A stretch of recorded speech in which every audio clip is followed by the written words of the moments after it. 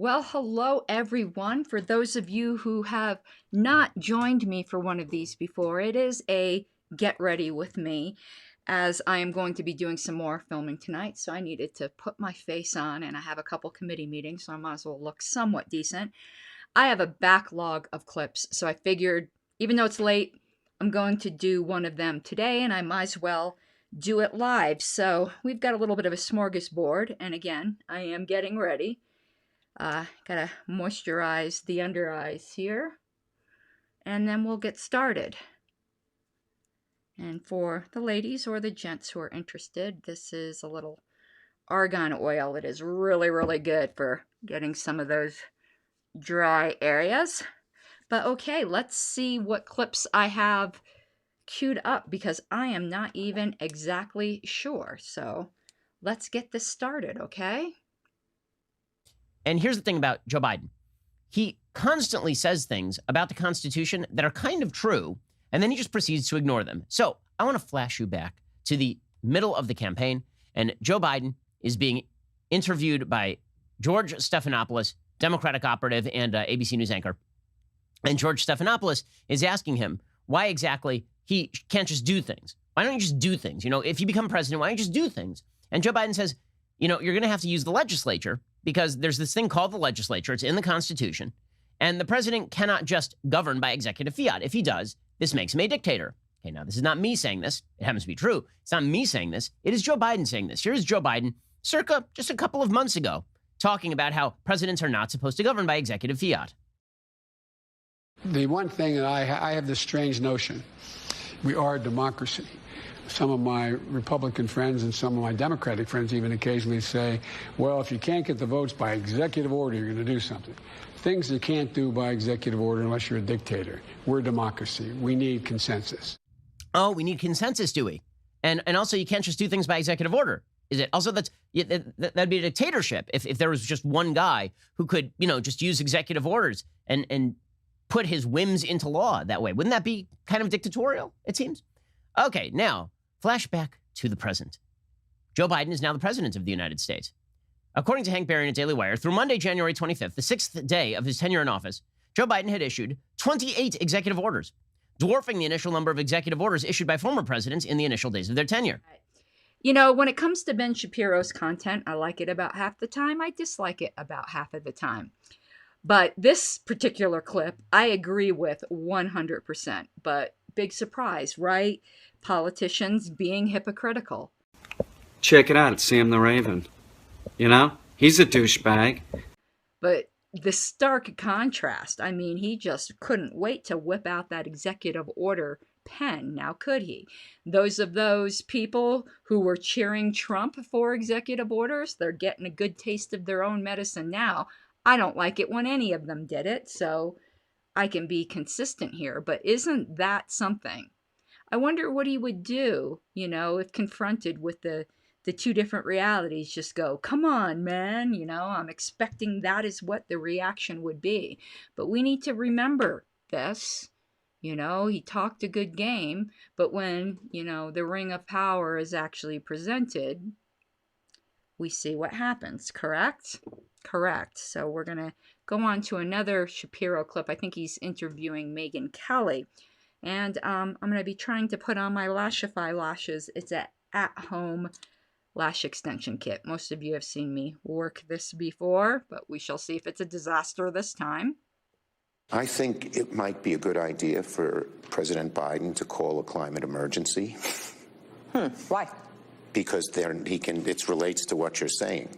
Then he can do many, many things under the emergency powers of the president that wouldn't have to go through, that he could do without legislation. Now, Trump used this emergency for a stupid wall, which wasn't an emergency. But if there ever was an emergency, climate is one. So I would suggest that they explore looking at climate as an emergency, which would give them more flexibility. After all, it's a crisis. So what they're going on about, and the People's Party really got into this a lot more, is they want to exploit a loophole in Obamacare.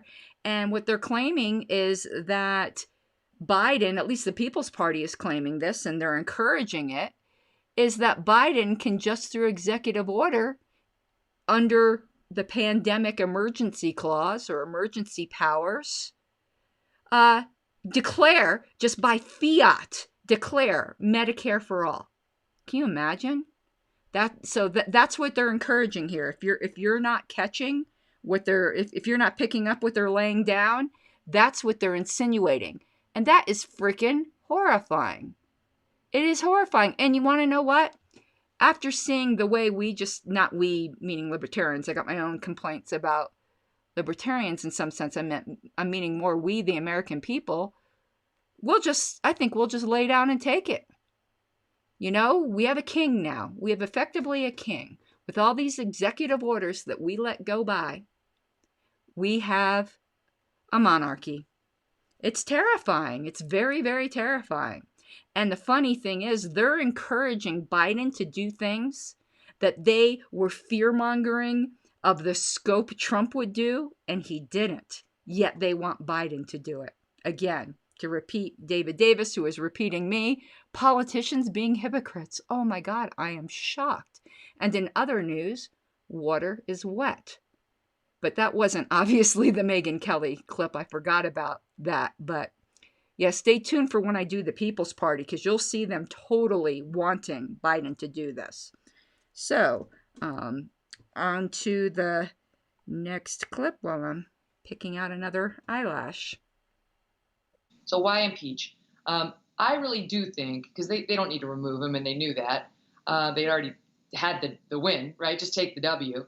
I think it really was because they want that you can never run again ban to be slapped down on him. They want Trump to not only go away, but to never return again. They're afraid of him and his power.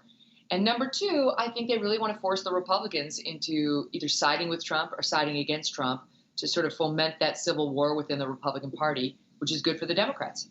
To me, it looks like that is the win-win scenario for Chuck Schumer and Nancy Pelosi here, is that either you get the Republicans to vote in favor of banning Trump, in which case Trump just goes and has one of his allies run for president in the Patriot Party 4 years from now as a rebuttal to the you know, if Trump still cares, which he does. I mean, he's not somebody who takes slights lightly, for sure. He launches some sort of third party. That party gains 20% of the vote. And from now on, you basically have a one-party state with the Democrats winning from here to the rest of time. Okay, what's interesting is, he acts like third parties haven't been around, and that if there's a third party that all of a sudden now, you know, you're going to blame the third party. That's going to put the Democrats in power. How about you guys just not have shitty candidates, and then, you know, why don't you take some personal responsibility? I mean, that was just complete bullshit. And really, you think you're going to get 20% of the vote? You know, these people, these mainstream commentators, Tucker Carlson did it, now Ben Shapiro's doing it. I don't think they have any freaking idea of the ballot censorship that's out there. I really think that they're utterly ignorant about that.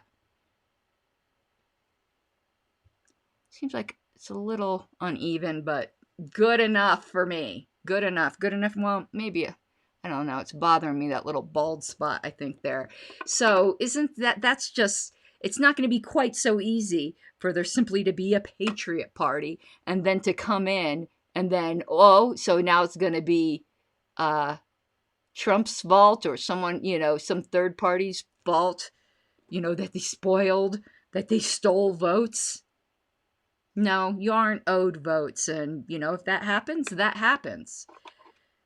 It's, but I think, though, that the analysis as far as why are they pushing for the impeachment is correct.